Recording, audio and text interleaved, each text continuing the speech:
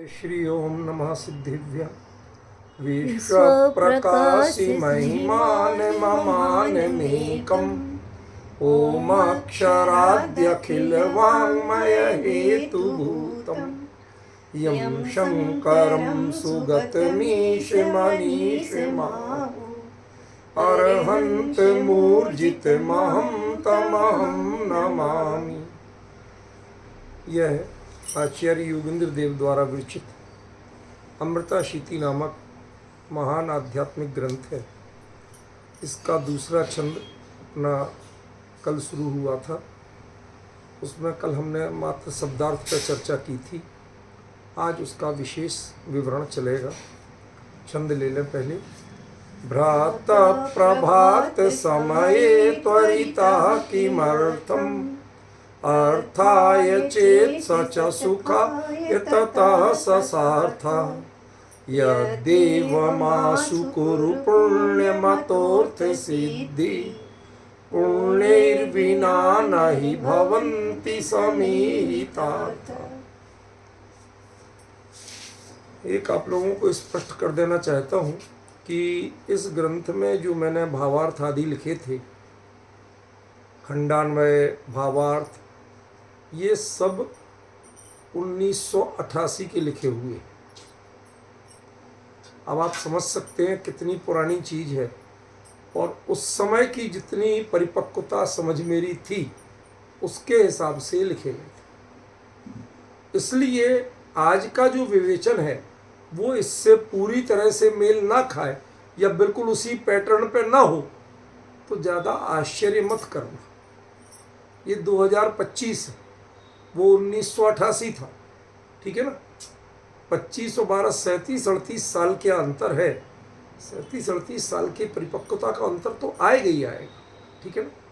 इसलिए वो चीज़ आप अपना ध्यान रखना। इसलिए ये नहीं कहना कि साहब इसमें तो ऐसा लिखा है, इसमें ऐसा लिखा। मुझे सब पता है क्या लिखा, ठीक है ना। लेकिन ये चर्चा उस समय के लेवल की।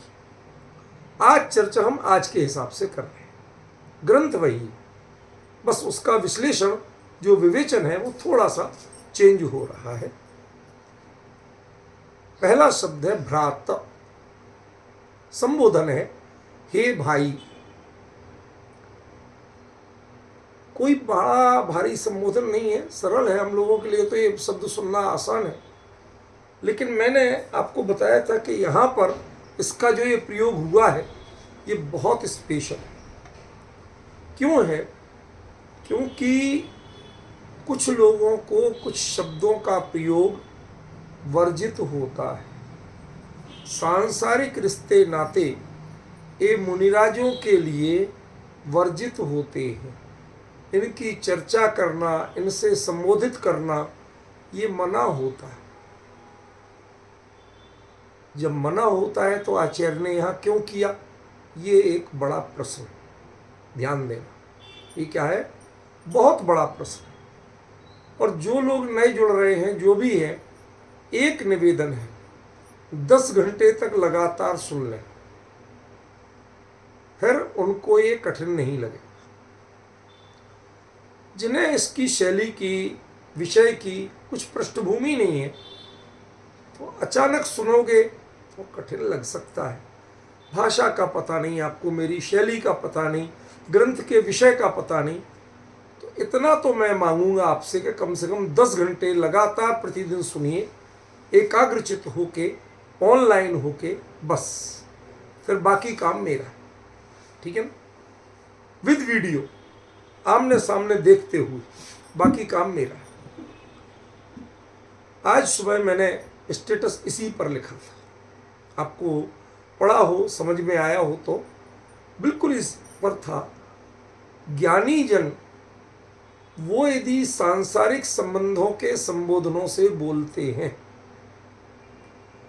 तो वह उनका राग नहीं है, मोह नहीं है, वह उनकी करुणा है। वो आपको डांट भी दें, तुमने कितनी बार डांटा, जो ऐसा करेगा वो नरक जाएगा, जो ऐसा करेगा वो तो साक्षात पशु है, कम डांटा। पर ज्ञानी जन जब भी प्यार से बोले, डांट के बोले, कड़वे शब्द बोले, उन सब का एक ही अर्थ जानना, उनमें राग द्वेष नहीं है। फिर क्यों कर रहे हैं? वो करुणा से बोलते। करुणा को आचार्य वीरसेन स्वामी ने कथनचित वीतराग भाव कहा है। पूरी तरह से वीतराग भाव नहीं है, क्योंकि वीतरागी तो ऐसे बोलते ही नहीं। दिव्य धुनी खेलना एक अलग बात है, समझ गया ना। तो बोलने का काम ये तो राग कराता है। तो राग तो है, पर राग वो मोह से प्रेरित नहीं। डिफरेंस समझ गया ना। तो जो उन्होंने भाई शब्द का संबोधन दिया, ये उनको मना था, फिर क्यों दे दिया? प्रश्न करिए जरा। आचार्य देव जब आपको मना था कि संसारियों को भाई करके नहीं बोलना, बहन करके नहीं बोलना, माता पिता करके नहीं बोलना, समझ गया, फिर आप क्यों बोले? और वो भी शुरुआत में ग्रंथ की, मंगलाचरण के तुरंत बाद। प्रश्न तो उठना चाहिए। करो आप प्रश्न, जब भी आपको समझ में आएगा कि एक एक शब्द के पीछे कितना अंतर होता। आप डिक्शनरी से शब्द का अर्थ समझते हैं, और ज्ञानियों के शब्दों का अर्थ उनके हृदय में बैठ के पहचाना जाता है। जब आप ये विचार करेंगे कि मुनिराज किसी को भाई शब्द बोल नहीं सकते, बहन शब्द बोल नहीं सकते, संसार के किसी संबंध से उनको संबोधित नहीं कर सकते, समझ गए ना, फिर वो क्यों कर रहे हैं? आज की बातें मत करना मेरे से। आजकल तो लोगों को मामा, चाचा, फूफा, पता नहीं क्या क्या महाराज लोग बोलते हैं, हम सब जानते हैं। उनकी बातें मत करना, उनमें कोई करुणा नहीं है, वो कोई करुणा नहीं है, वो तो हंसी मजाक करके बोलते हैं, समझ गए ना। हंसी मजाक तो हमारे यहाँ आप जानते हो इनको किस भावों में गिना गया? कंदर्प, कौतकुच्च, मौखर्य, असमीक्षाधिकरण, ये सब किस कर्म के बंधके का आशा के कारण है? कंदर्प, कौतकुच्च, जरा विचार करना, ये ज्ञानावली की, समझ गए ना। तो ये तो उस श्रेणी में आ गए, ये कंदर्प कौतकुच्च जैसे भाव। अब मैं अभी नहीं बताऊंगा, वो तत्व सूत्र में पढ़ो आप आराम से, ठीक है ना। अब हर चीज इधर से उधर करने लगेंगे तो ये प्रकरण छूट जाएगा। ऐसे भाव करके जो बोले तो तय जानना, आप लिखित रूप में तय जानना कि ये भाव किसके हैं। ये भाव भावलिंगी मुनिराज के हो ही नहीं सकते। ऐसे शब्द भावलिंगी मुनिराज नहीं निकाल सकते, समझिए। हमें पहचानना पड़ेगा। एक शब्द जो अकेला भाई बोल दिया, उस पर ऐतराज हो रहा है मुझे कि महाराज आप तो भावलिंगी संत हो, निर्ग्रंथ हो, संसार मार्ग से दूर हो, आप ऐसे क्यों बोल रहे? आपने भाई करके क्यों बोला? अटपटा लगता, समझ गए। जैसे कल मैंने आपको दृष्टांत दिया था कि फौज का जनरल, उसका बेटा भी हो फौज में, तो वो जवान करके तो बोल सकता, बेटा करके नहीं बोल सकता, समझ गए। और जो उसका बेटा नहीं भी लगता हो, शब्द ध्यान देना, उसको माई बॉय, माई सन करके भी वो बोले, तो उसको उसकी करुणावृत्ति जानना। मिलिट्री के प्रोटोकॉल का उल्लंघन मत मान। किसी को गोलियां लगी हो, मरणासन्न हो, जनरल उसके पास जाए, यू आर माई ब्रेव सन, वो बोलेगा। उस समय वो जवान नहीं बोलेगा, सोल्डर नहीं बोलेगा, पर वो उसको जो प्रोटोकॉल का उल्लंघन है, वह उस प्रोटोकॉल से बड़ी चीज है जिसको करुणा कहती है, समझ गए। वो राग द्वेष मोह की वृत्ति नहीं है। विजय जी भाई साहब, डिफरेंस समझ रहे दो बातों का? ये पहचानना पड़ेगा, हम लोगों को सीखना पड़ेगा। हम संसारी लोग, उन्हें तो पहले अटपटे ही नहीं लग रहा कि महाराज जी ने हम किसी को भाई कह के बोल, इसमें क्या हो गया, हम तो सभी को बोलते रहते। आप पहचानते ही नहीं है। पहले तो समस्या पहचानो। जो बोल नहीं सकते वो यदि बोल रहे हैं तो वो प्रसंग विशेष की बात है, उसमें वो करुणा की वृत्ति है, वो मोह की वृत्ति नहीं। करुणा माने क्या, आज थोड़ा सा इसका खुलासा करूंगा। करुणा माने क्या? हाँ, वो जो बताया था अनर्थ दंड व्रत के अतिचार थे, कंदर्प कौत कुछ, समझ रहे ना? तो मैं जो ये तो बंध के कारण है, अतिचार तो अच्छा चलो कोई बात नहीं, जाने दो। तो मैं ये कहना चाहता हूं कि जो ये संबोधन है वो करुणा से है। और करुणा किसे कहते हैं? राग और करुणा में क्या अंतर है? देखो, जिनसे आपका मोह का धागा जुड़ा हुआ है उन पर आप कितने द्रवित होके करो, वो राग है, वो करुणा नहीं। Same to same. यदि वो फौज का जनरल अपने बेटे के लिए कह रहा है, वो गोलियां खा के आया, वो मरणासन है, माई सन माई ब्रेव सन, वो कुछ भी बोल रहा है, वो राग बोल रहा है, वो करुणा नहीं बोल रही। लेकिन XYZ कोई भी सोल्जर है, वो उस फौज का जनरल है और वो उस फौज का सोल्जर है, वो जान देने के लिए तत्पर है, पीड़ा में छटपटा रहा है। उस समय उसे उसका पिता बन के बोलना है, हौसला देना है, मरते समय उसके परिणाम विचलित नहीं हो, ये बात करनी है। उसके लिए रिश्ते नहीं बनाने, मोह नहीं बढ़ाना है। डिफरेंस समझे?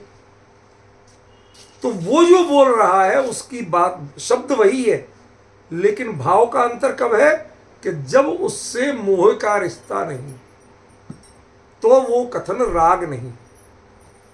और यदि मोह का रिश्ता है तो वही कथन राग है। अब आपको टटोलना पड़ेगा कि मोह का रिश्ता क्या होता है। आज थोड़ी सी चर्चा इस पर करूं। विजय जी, थोड़ा हम पहचाने तो सही कि मोह का रिश्ता क्या होता है। सांसारिक प्रयोजनों से प्रेरित होकर, शब्द ध्यान देना, सांसारिक प्रयोजनों से प्रेरित होकर। जानते हो सांसारिक प्रयोजन क्या होता? चाहे व्यापार हो, चाहे वंश वृद्धि हो, समझ गए, चाहे रिश्ते नाते हो, ये सब सांसारिक प्रयोजन। चाहे कमाई हो, ये सब सांसारिक प्रयोजन। ठीक है ना? सांसारिक प्रयोजनों से प्रेरित होकर जब हम किसी से अपनत्व दिखाते हैं तो उसे राग कहते हैं। क्योंकि सांसारिक प्रयोजनों से जो आपको जोड़ता है उसका नाम है मोह, और उस मोह की अपनत्वपूर्ण जो परिणति है उसका नाम है राग।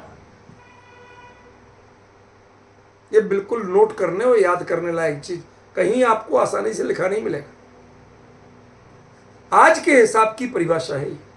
सांसारिक प्रयोजनों से जो प्रेरित करता है सांसारिक प्रयोजनों की ओर, उसका नाम है मोह। और सांसारिक प्रयोजनों से प्रेरित होकर मतलब मोह के वशीभूत होकर जब आप किसी से अपनत्व दिखाते हैं, चाहे जितना चाहे प्यूरिफाइड दिखाएं, जितना चाहे वो धर्म का दिखाएं, जो कुछ भी दिखा लो, वो सब राग है।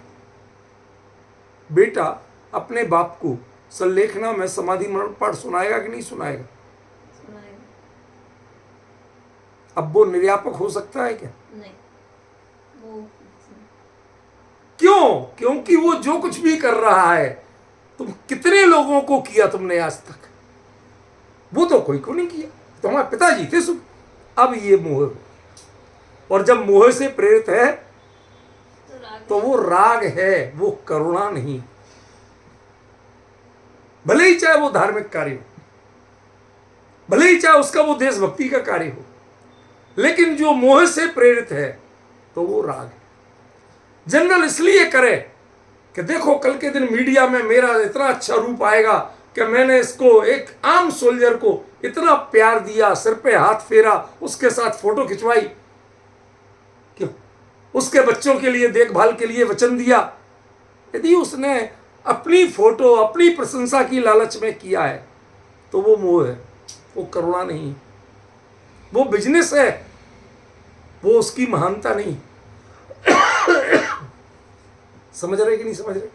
ये बहुत बारीक अंतर है, ये नहीं समझोगे तो भ्रात समझ में नहीं आएगा। समझ रहे हैं?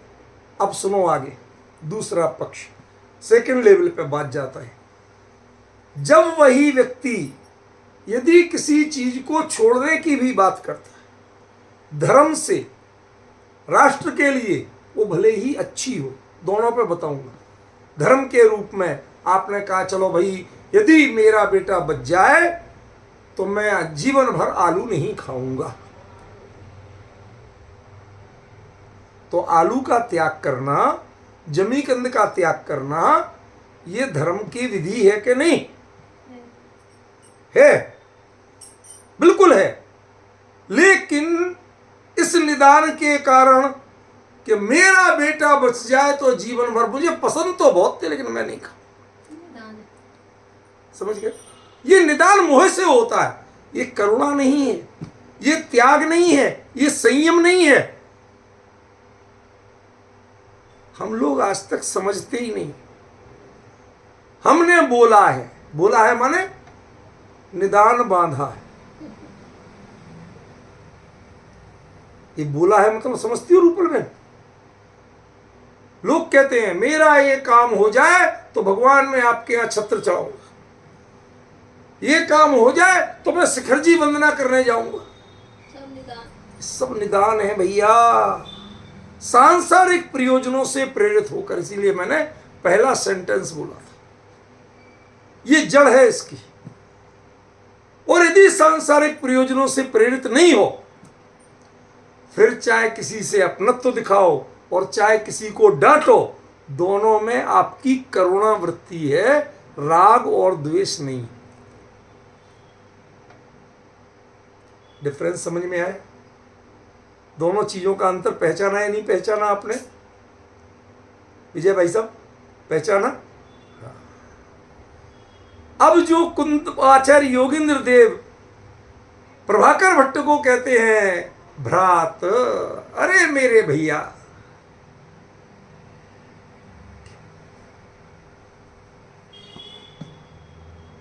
अमृतचंद्र आचार्य ने जब समय सार में कलश लिखा था, क्या ही कथमपि मृत्वा तत्व कौतूहलीसन अनुभव भव मूर्ते पार्श्ववर्ती मुहूर्तम, आई, उसमें जो आई था ना, ये आई का मतलब जानते हो आप? किसको कहते हैं आई? ये साउथ वाले तो आइए यूं करने लगते, वो नहीं है। आई जिससे बहुत बहुत वात्सल्य का, अपनेपन का भाव हो, बहुत बहुत घनिष्ठ लगता हो, उसको कहा जाता आई संबोधन। उसके लिए बनारसी दास जी ने क्या किया? भैया जगवासी तू उदासी होके, जगत सो एक 6 महीनों कहे नो मेरो मान ले। भैया भ्रात, अब समझ में आ रहा? अमृतचंद्र भी भावलिंगी संत थे, विरक्त थे। योगेंद्र देव भी भावलिंगी संत थे, विरक्त थे। उनके आई का अनुवाद क्या किया? भैया। अब ये भैया तुम्हारा रिश्ता नहीं है, जिससे रिश्ता नहीं है उससे भैया कहना और हिंदी चीनी भाई भाई कहना, इन दोनों में जमीन आसमान का अंतर। विजय जी को बजा, इनने सब देखा है। अरे नहीं, मैं कुछ और कह रहा हूँ, मैंने जान के कहा हिंदी चीनी भाई भाई।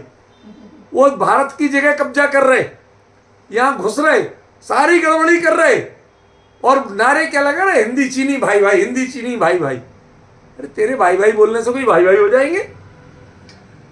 छल की नीति से, सांसारिक प्रयोजनों से किसी को भी भाई बोलना वो पाप बंद है, छल है, अपराध है, वह करुणा नहीं।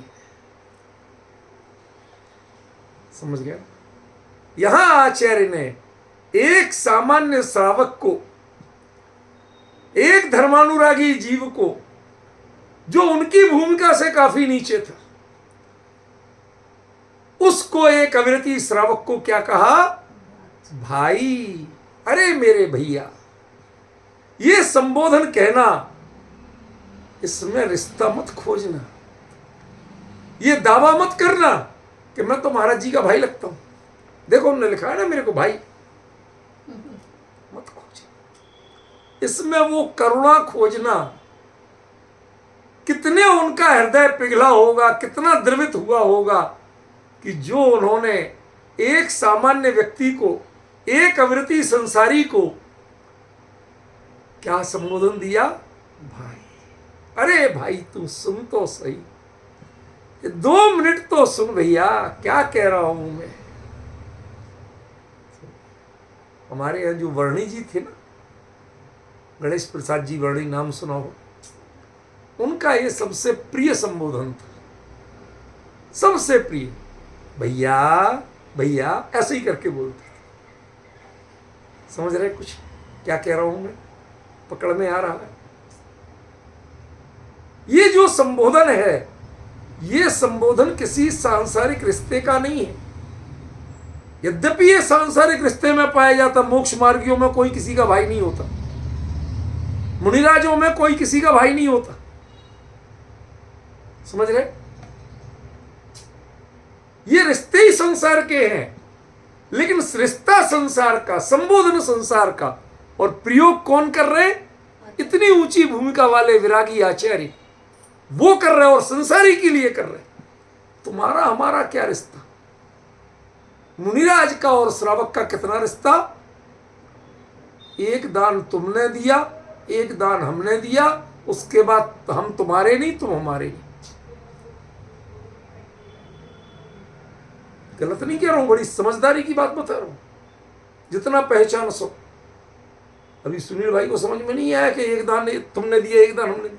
अरे भाई, गृहस्थ लोग मुनिराज के लिए आहार दान देते हैं, क्योंकि उनके साथ तो किचन चलता नहीं, कौन बना के दे उनको, तो गृहस्थ देते हैं।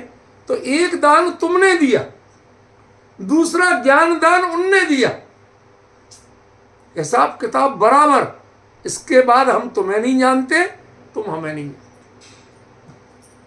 वो रिश्ते नहीं बनाते हैं, क्योंकि रिश्ते जोड़ने लगे जो, तय जानना कि आप संसार मार्ग में प्रवेश कर रहे हो। आप मुनि पद पे भले ही हो, नग्न दिगंबर भले ही हो, पिच्छी कमंडल भले ही हाथ में हो, लेकिन आप संसार मार्ग में प्रवेश कर रहे हो। आप गृहस्थ हो चुके हो। मुद्रा से मुनि नहीं होते हैं अकेले, अंतरंग परिणति से मुनि होते हैं। समझ में? संसार के संबंध आपको स्मृत तक नहीं होना चाहिए। ये आप कह नहीं सकते कि हमारे गृहस्थ अवस्था के भाई हैं, ये मेरे गृहस्थ अवस्था के माता पिता हैं, एक शब्द नहीं बोल सकते। समझ में? उनको तटस्थ होके पहचाने बिना सिंपल आशीर्वाद, धर्म वृद्धि हो, उठ के चले जाओ, रुकोगे तक नहीं। दूसरों को दर्शन दे रहे बैठे रहे, उनके आने पर उठ के चले।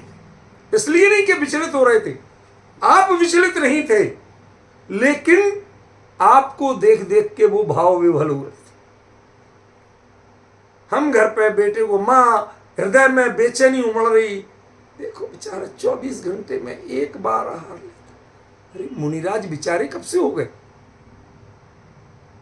जो परम पौरुष के धनी, परम पुरुषार्थी, मोक्ष का पुरुषार्थ जो कर रहे हैं, वो बेचारे कहां से हो गए? लेकिन मां का हृदय नहीं मानता। देखो सूख के बिल्कुल कमजोर पड़ गए, सांवले पड़ गए, घर में कैसा गोरा था। ये जो भाव उमड़ रहे, इसलिए उठ के गए।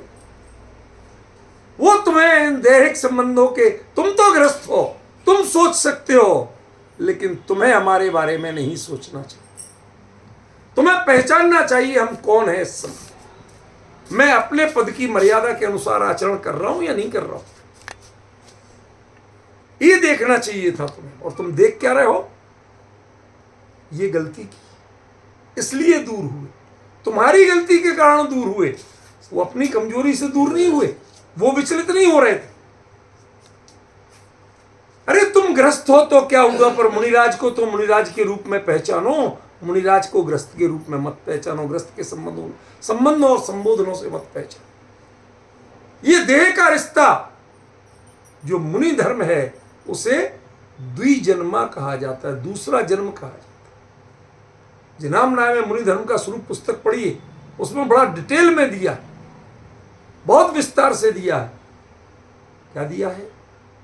जो मुनि धर्म में जब प्रवेश लेते हैं तो वो उनका दूसरा जन्म है, पिछला जन्म खत्म हो गया। देह के जन्म के साथ जो जो बना था वो सब खत्म हो गया। समझ गए? अब जो परिचय है वो संग है, अकेला आचार्य है, संग है और मेरी साधना है, इसके अलावा मैं किसी को नहीं जानता। समझ गए? ऐसे जीवन वाले, और वो घर संसार के संबंधों से बोल रहे भैया, इसका मतलब पहचान रहे हो आप? क्या बोल रहे हैं वो आपसे? कितनी करुणा है आपके प्रति। ये उनका लेवल नहीं है कि आपके संबोधन दे, सुबह सुबह कहां जा रहे हो, पैसा कमाने जा रहे क्या, पैसा असली कौन है, ये सब कहना उनका लक्ष्य नहीं है। ये उनकी भाषा शैली नहीं है। उन्हें तो सद्धर्म वृद्धि हो, ज्यादा या इतना बोला और फुर्सत, इससे आगे बोलने का धर्म नहीं है उनका। और वो बात क्या कर रहे? हमारे आप जैसी बातें कर रहे। और भाई साहब क्या चल रहा है? नौकरी ठीक चल रही है? हमने पूछ लिया आपकी बिजनेस ठीक चल रहा है, फैक्ट्री बढ़िया चल रही? हाँ साहब बिल्कुल बढ़िया चल रही। ये क्या है? ये हम ग्रस्तों को शोभा देता है ऐसा पूछना। मुनिराज कब से पूछने लगे भाई साहब सुबह सुबह कहाँ जा रहे, पैसा कमाने जा रहे क्या? ये बातें क्या मुनिराजों के लेवल की है? नहीं है।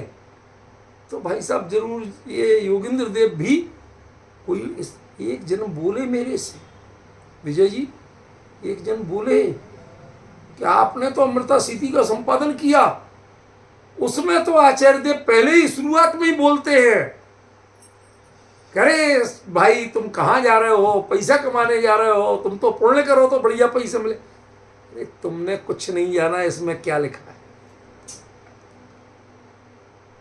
इसका अर्थ मेरे से सुनो तो पता चलेगा क्या लिखा है। उस भाव भूमि पर पहुंचो जहां आचार्य खड़े होके बोल रहे थे। वो भूमिका क्या थी? इतने विरक्त होते हुए भी, इतने परम आध्यात्मिक होते हुए भी अंदर में इतनी करुणा आई, इतनी करुणा आई, जैसे दो मुनिराजों को शेर के अनंत करुणा थी हृदय में, उतर के आए, संबोधन देते। ये विचार नहीं किया कि मुंह को खून लगा है, सामने मरा हुआ झरण पड़ा है, ये क्या सुधरेगा, इसे समझाने से फायदा क्या? क्यों? आपके सामने कोई ऐसी स्थिति होती तो संबोधन देते? कतई नहीं देते। अरे इसको क्या बताए, इसकी हालत नहीं देख रहे, ऐसे क्रूर को समझाने से फायदा है, आप ऐसा बोलते। समझ रहे? और उन्होंने क्या बोला? भाई, हे भाई, हे भव्य जीव, हे भावी तीर्थंकर, ये रिश्ते नाते बनाना ये मुनिराजों का काम नहीं है। लेकिन मुनिराज एक जगह कमजोर पड़ते हैं, उसका नाम है करुणा, और वो उनके लिए क्षम्य है, वो अपराध नहीं। मोह नहीं बढ़ना चाहिए, हमें आपसे मोह का रिश्ता नहीं बना, बिजनेस नहीं करना आपके साथ। हमारा आपका रिश्ता क्या है? तत्व चर्चा हो रही है, बात खत्म हो।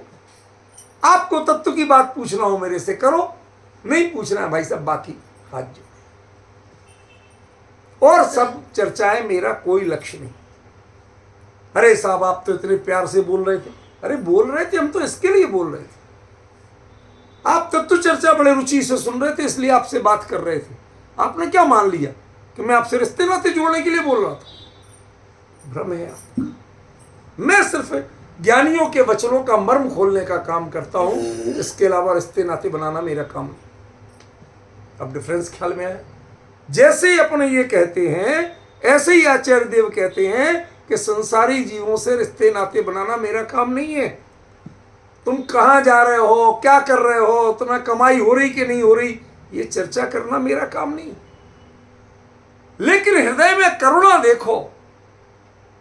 ये सुबह सुबह व्यापार के लिए रोज जाता है, रोज दिन भर खटता है, शाम को आता है, आके फिर कभी अच्छी कमाई हो गई तो लड्डू बांटता है, कमाई कम हुई तो घर में खिटखिट करता है, चिड़चिड़ करता है, फिर सो जाएगा, अगले दिन सुबह फिर भागेगा। यही राग द्वेष में जीवन बीत रहा है। ये मोह से पीड़ित है। थोड़ी सी उपलब्धि हो गई तो राग दिखाता है, जरा सा नुकसान हो गया तो द्वेष दिखाता है। मन के अनुकूल हो गया तो राग दिखाता है, मन के प्रतिकूल हो गया तो द्वेष दिखाता है। ये सुनेगा नहीं यदि इसको हम उपदेश देंगे तो। इसलिए उसको उपदेश की भाषा नहीं बोली। उसकी शुरुआत कहाँ से की? भाई अकेले भव्य जीव कहते तो कहते हाँ भाई ठीक है, अच्छा महाराज हो गया, आशीर्वाद दे दो, जा रहा हूं। वो सुनता नहीं। बड़ी विडंबना है। आजकल लोग अपना प्रयोजन लेके जाते हैं साधुओं के पास भी। महाराज 4 साल हो गए, बच्चा नहीं, महाराज कोई अच्छा सा आशीर्वाद दो। जैसे उन्हें आशीर्वाद वर्गीकरण करके रख रखे हैं, एक छांट के उठा के दे देंगे। देवी देते हैं। अरे जो दे देते हैं वो साधु है कहाँ? वो तो साधु के वेश को कलंकित करने वाले लोग। जो देते हैं वो साधु पद को कलंकित करते हैं। क्यों? कि आपके ब्रह्मचर्य महाव्रत है और संतान उत्पत्ति ये अब्रह्म से होती है। अब ब्रह्म का उपदेश जो दे, अब ब्रह्म का आशीर्वाद जो दे, वो मुनिराज कहां से हो, वो ब्रह्मचारी कहां से?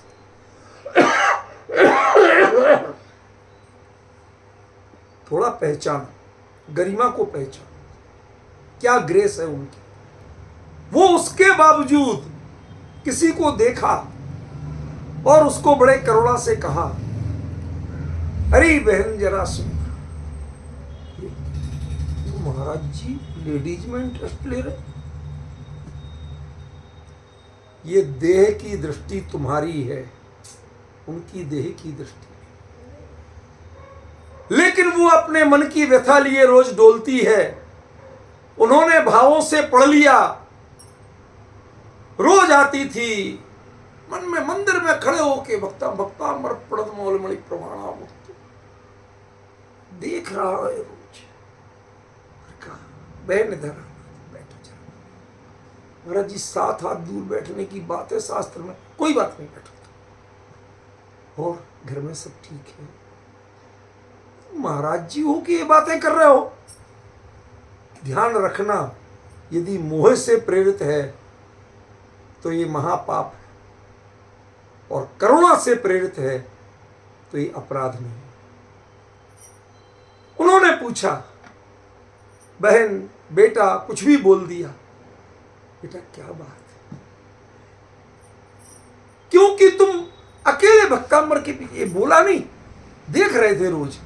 उसको कहा क्यों पड़ी, घर में क्या परेशान? महाराज जी एक चीज से बहुत परेशान, बेटा 2 बार फेल हो चुका है, अब की बार नहीं हुआ, लास्ट चांस है।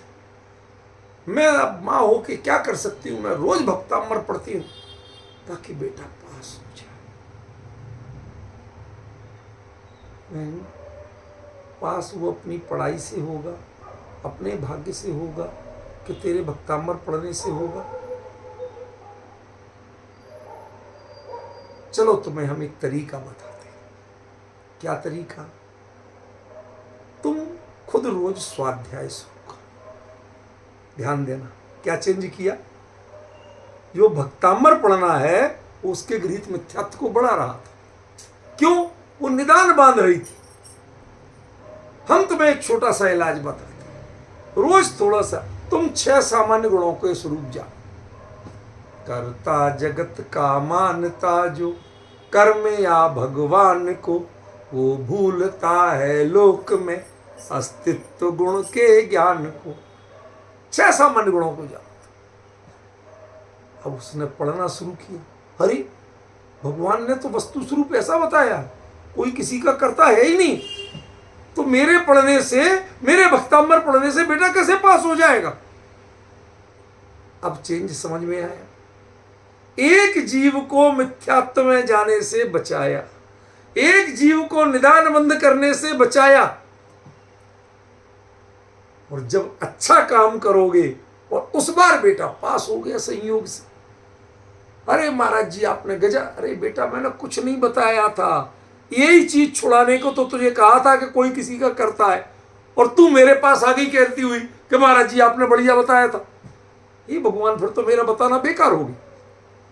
मैं यही तो बता रहा था कि कोई के आशीर्वाद से किसी का भला नहीं होता है, सबकी अपनी होनहार तय है, कोई किसी का करता नहीं है। ये तो तुझे पढ़ने को कहा था, तू पहले भक्तांबर पढ़ रही थी कि आदिनाथ भगवान हमारा कल्याण कर दे। समझ रहे कि नहीं? हमने उस मिथ्यात्व से छुड़ाने के लिए, उस निदानबंद से छुड़ाने के लिए तुझे बहन करके बोला, हमें तेरे से राखी नहीं बंधवाना था। आजकल तो लोगों में इतना पागलपन छाया हुआ, मैं क्लियर शब्द बोल रहा हूं, ध्यान रखना। मिथ्यात्व एक ऐसा कवच है, वो प्यार से पुचकारने से कभी टूटता नहीं। उसके लिए तो नारियल की तरह भड़ाक से पत्थर पे मारो तभी टूटता। इसलिए मैं क्लियर कठोर शब्द बोलता हूं। पागलपन सवार हो रहा है, लोग जाएंगे महाराज जी की पिच्छी से राखी बांध, महाराज जी को तो बांध नहीं सकते, पिच्छी से राखी, सिंहासन से बांध सकते, चौकियों से बांध देंगे, उनके शास्त्र से बांध देंगे, कमंडलू से बांध देंगे। अरे तुम्हें पता है उनको कितना दोष लगता है? धागे को स्पर्श करना उनको मना है, तुमने पिच्छी से बांध दी, अब वो धागा स्पर्श होगा कि नहीं होगा? कमंडलू से बांध दी, धागा स्पर्श होगा कि नहीं होगा? उन्हें धागा छूना मना है। आपको वो तो बाद में हाथ पहुंचने के लिए, अरे वो ले ही नहीं सकते, और जो लेते हैं वो साधु नहीं है। उन्हें कपड़ा छूना मना है, कपड़ा प्रयोग करना मना है।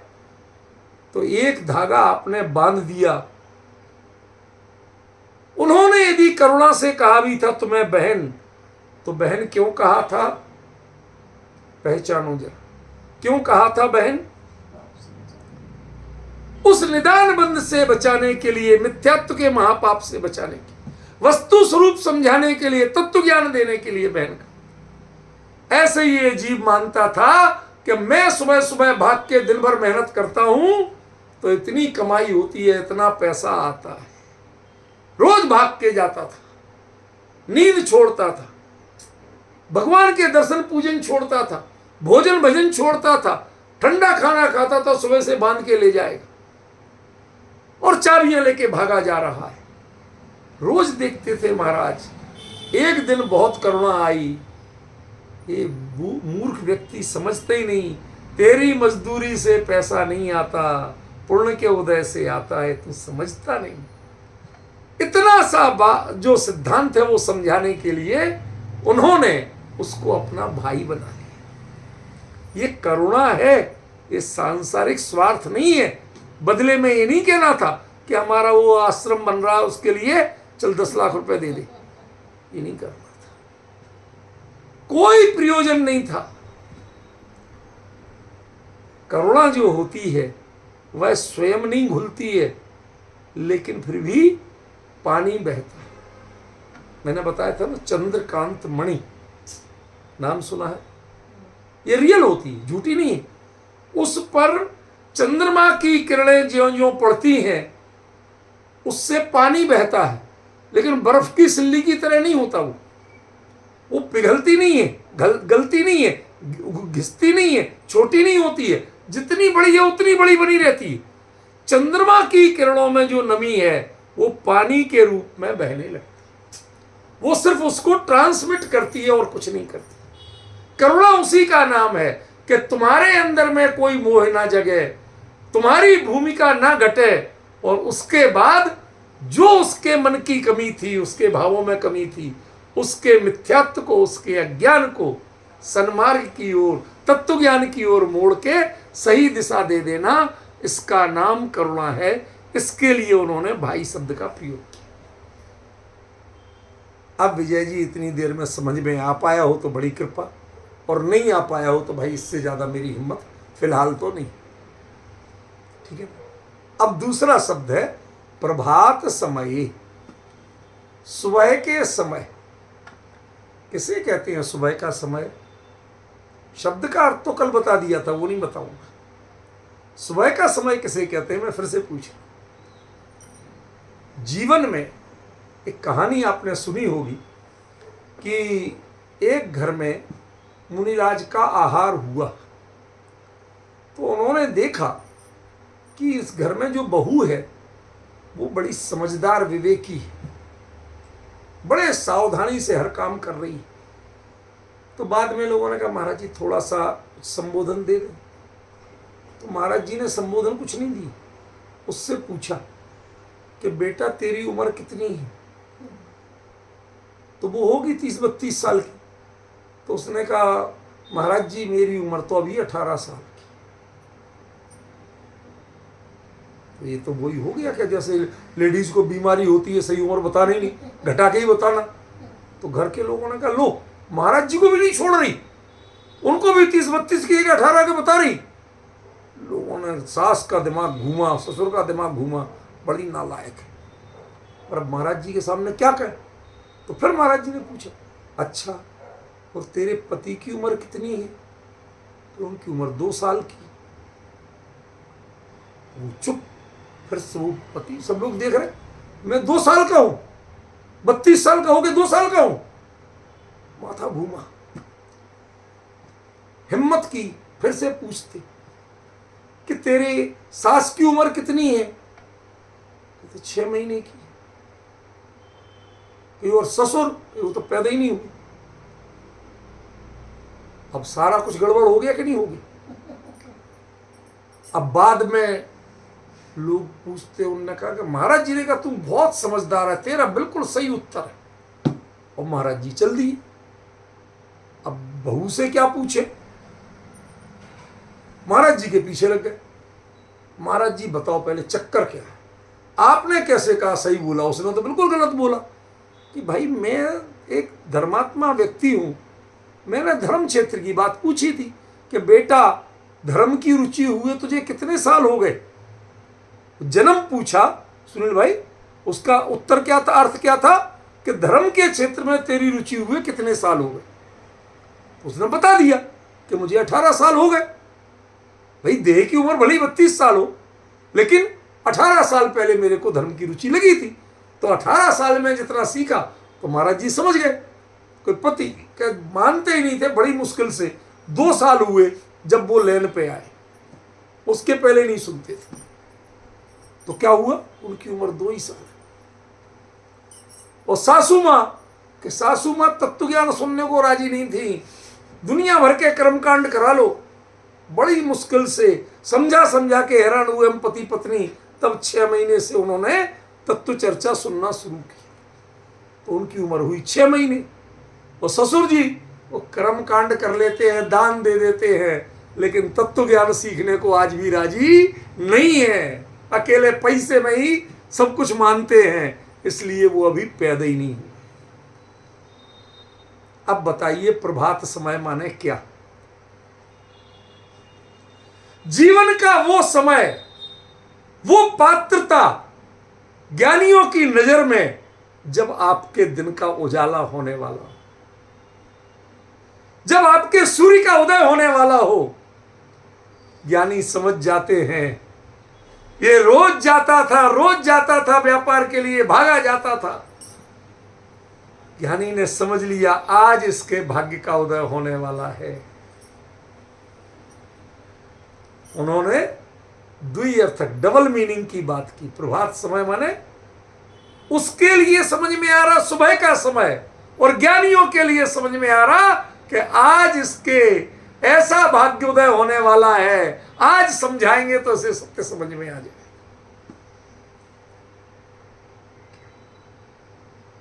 सुनील भाई, वो सरसेठ हुकुमचंद थे ना इंदौर वाले, वो सोनगढ़ गए गुरुदेव के पास, तो लोगों ने परिचय कराया। वो तो भाई आज समझ लो, आज आपके अडानी अंबानी कुछ नहीं है उनके आगे। उस समय इंडिया, पूरे इंडिया के एकमात्र किंग थे। मार्केट रेट उनके हिसाब से खुलते थे, व्यापारी लिख के रहते थे आज का रेट ये, कल का रेट सरसेठ हुकुमचंद जाने। एक दिन उन्होंने ऐसे ही कह दिया कि तेल नहीं है खाने का तेल, कुकिंग ऑयल, तो पूरे देश में कहीं कुकिंग ऑयल नहीं मिल रहा था। जिनके पास था सबने बंद करके रख लिया। सर सेठ ने मना कर दिया, इसका मतलब तो बाजार में बिकेगा ही नहीं। ये स्थिति थी। आज किसी अडानी और अंबानी में इतनी दम नहीं है कि बाजार बंद करवा दे, समझिए। इतना बड़ा पैसे वाला ऐसा प्रभावी व्यक्ति, और वो सोनगढ़ गया गुरुदेव के पास, तो लोगों ने परिचय कराया, महाराज सर सेठ साहब आए, सर सेठ साहब। उनने कोई भाव नहीं दिया, कोई भाव नहीं दिया। लोगों ने आगे बैठा दिया, वो बड़े अकड़ के बैठ गए ऐसे।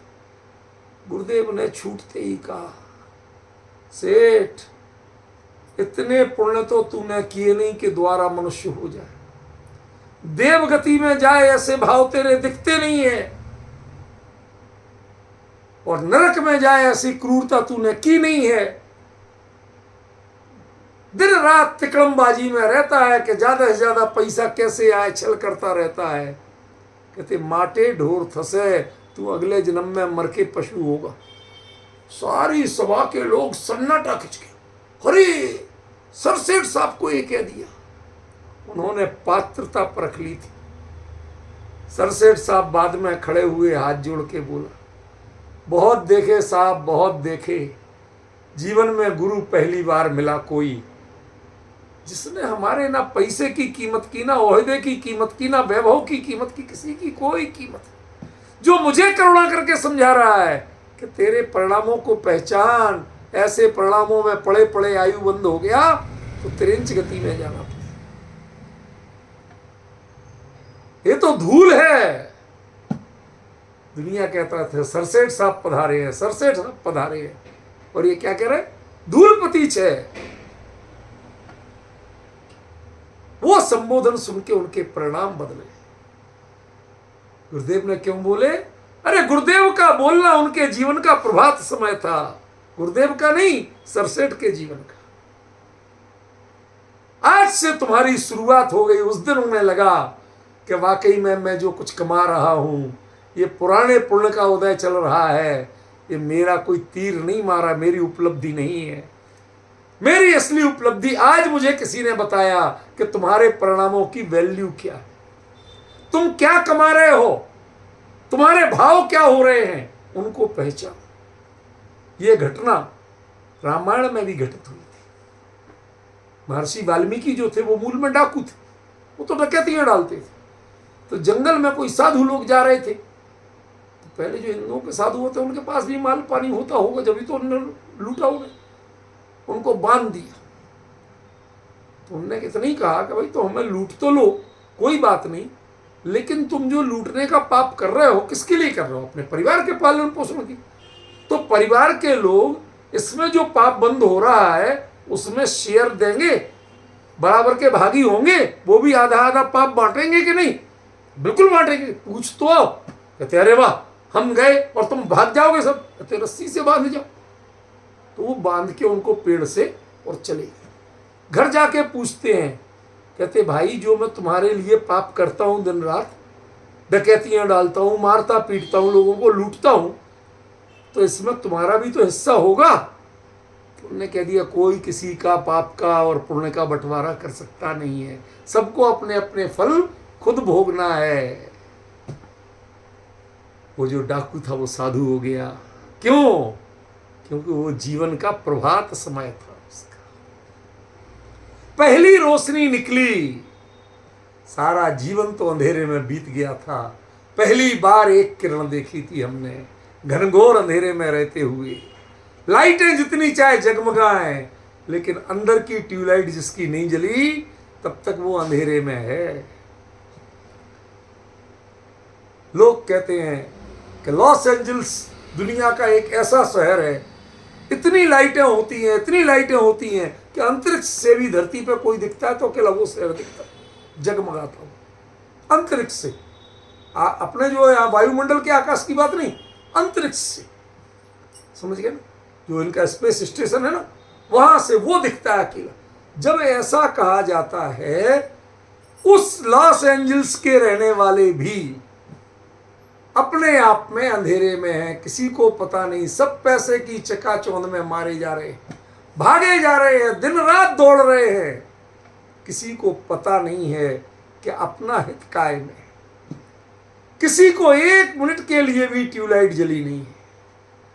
जब अंतर में अपने हित की भावना से ज्ञान और विवेक काम करना शुरू करे जिस क्षण, उस क्षण का नाम है प्रभात समय। वो दिन का तुम्हारी शुरुआत हुई है, उसके पहले तो रात चल रही थी, अंधेरे में। समझ में आ रहा है क्या कहा? भ्रात प्रभात समय, समय में एक वचन है। एक वचन क्यों है? सप्तमी भले ही है, लेकिन एक वचन। इंसान के जीवन में मौके तो ऐसे कई बार आते हैं, संसार के मौके कई बार आएंगे, पुण्य उदय के मौके कई बार आएंगे, लेकिन आत्महित का मौका तो रेयर आता। उस समय जिसको जग गया तो जग गया, सत्य मार्ग पकड़ लिया तो पकड़ लिया, बाकी कोई ठिकाना नहीं है। आप 24 तीर्थंकरों के वैराग्य के कारण देखें आप, बादल, अरे हमारे तो रोज ही बदलते रहते हैं बादल, बिजली चमकना रोज ही चमकती रहती है बरसात में। छोटे मोटे घटनाक्रम, इंद्रधनुष देखना, पता नहीं किन किन कारणों से, छोटे मोटे कारणों से, हम तो ऐसे रोज देखते, हमें कोई अंतर ही नहीं पड़ता। लेकिन जिन्हें अंतर जब पड़ जाए, उसका नाम प्रभात समय। जब विवेक जागृत हो जाए, जब अपने हित की भावना जागृत हो जाए, तो वो प्रभात समय है। आचार्य ने परख लिया था कि इस जीव का प्रभात समय आ गया। जैसे दो मुनिराजों ने, संजयंत विजयंत ने शेर का प्रभात समय परखा था, सीता के जीव ने नरक में, राती से नरक में बैठे हुए रावण का प्रभात समय परखा था, वहां जाके उसे संबोधन किया। ये प्रभात समय के लिए कोई प्लेस फिक्स नहीं है, गति फिक्स नहीं है, आयु फिक्स नहीं है, स्टेटस फिक्स नहीं है। जब आपके परिणति बदलना हो, जहां से उन्नति का मार्ग शुरू होना हो, बस वही प्रभात समय। ज्ञानी पहचानते हैं। आप सोचो किसी दिन कोई ज्ञानी आपको ऐसे बोले, भ्राता प्रभात समय परिता।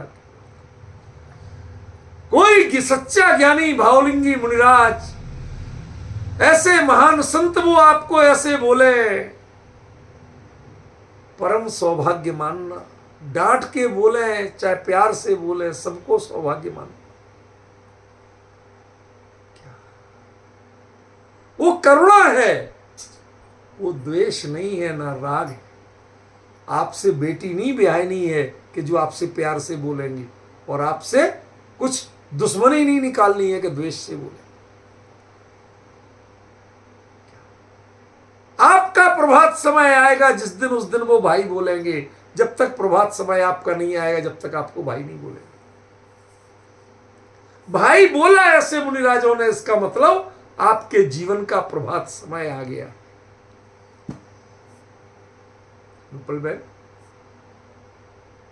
टोक दिया, ज्ञानियों ने टोक दिया, आपके जीवन का सौभाग्य शुरू हो। यह है छंद का इसका जो आचार्य का कथन है, उसका मर्म है ये।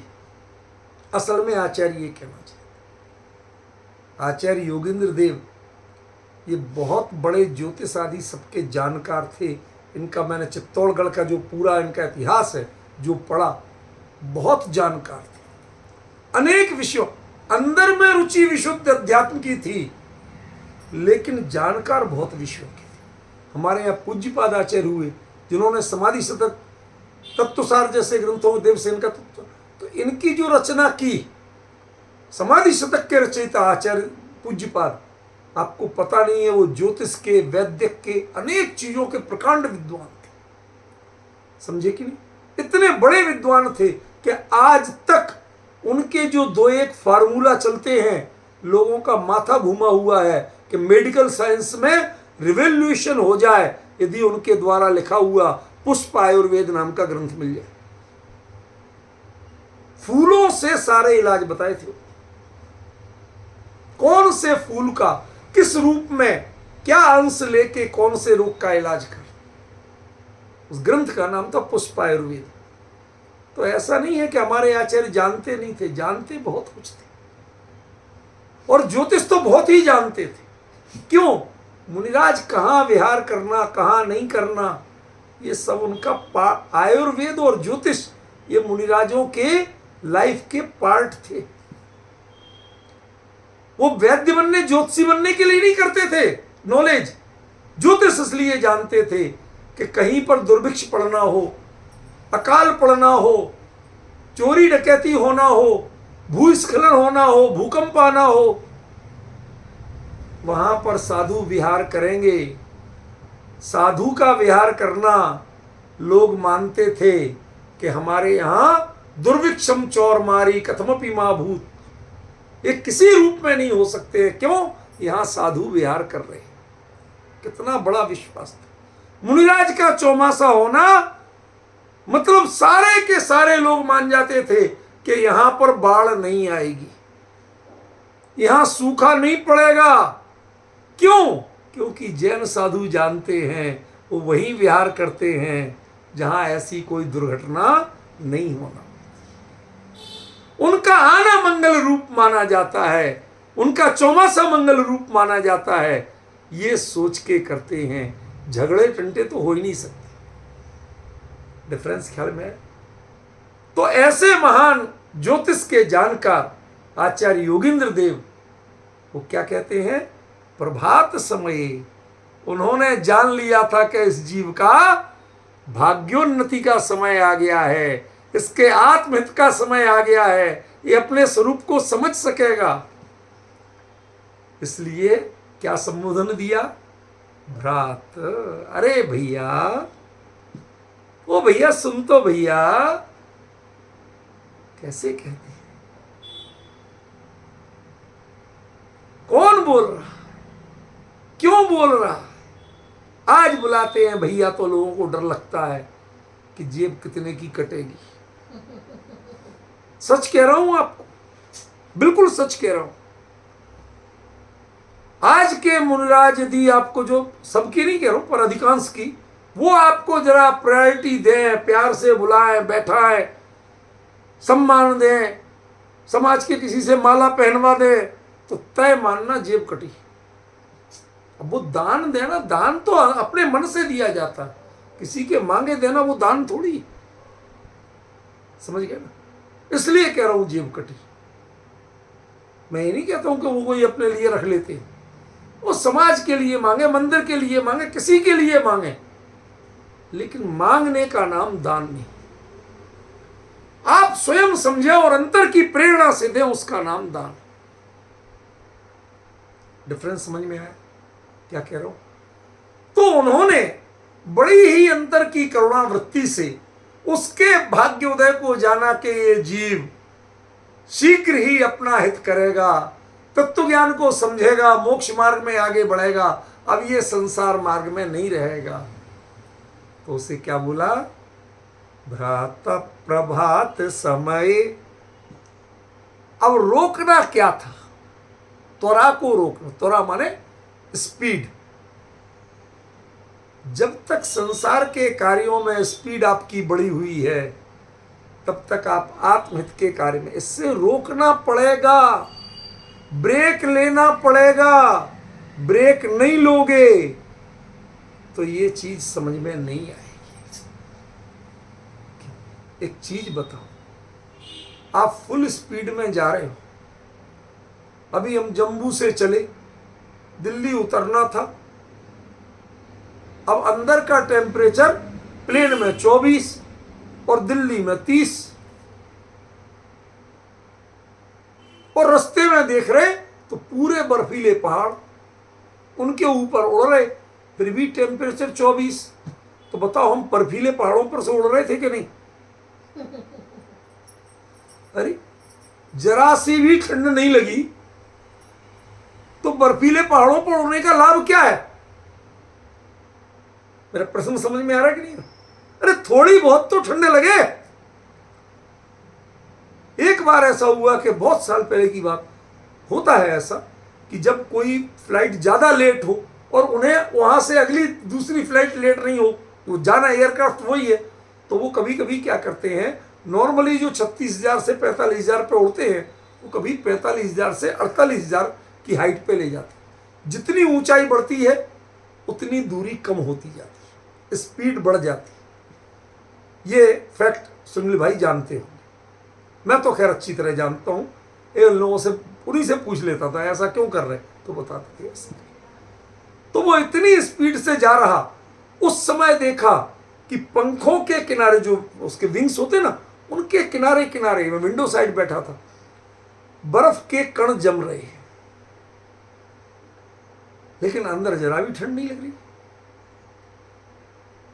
पूछा टेम्परेचर, आउटसाइड टेम्परेचर कितना है, उन्होंने कहा -27, आउटसाइड -27, इनसाइड +24। आप यदि 20+24 में जी रहे हैं, सांस ले रहे हैं, तो आउटसाइड -27 होने का क्या फायदा। थोड़ी तो ठंड लगना चाहिए। तुम्हारी त्वरा, तुम्हारी गति जो पर में हो रही है, वो थोड़ी रुकेगी। एक बार तो रुको, एक बार तो उतरो, तो पता चलेगा कि बाहर का टेम्परेचर क्या है। इसका असली मर्म कल चलेगा, आज समय हो गया।